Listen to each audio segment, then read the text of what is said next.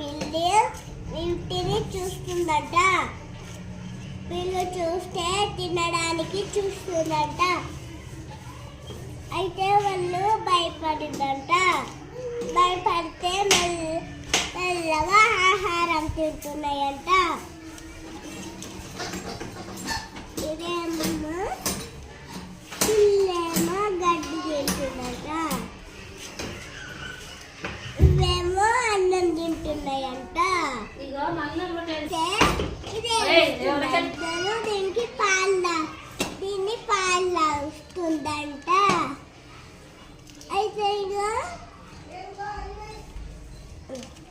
ఇది బర్రె నీళ్ళు తాగుతుందంట చెరువులో వెళ్ళి. బర్రెమో అంట. ఈ బర్రె కూడా గడ్డి తింటుంది.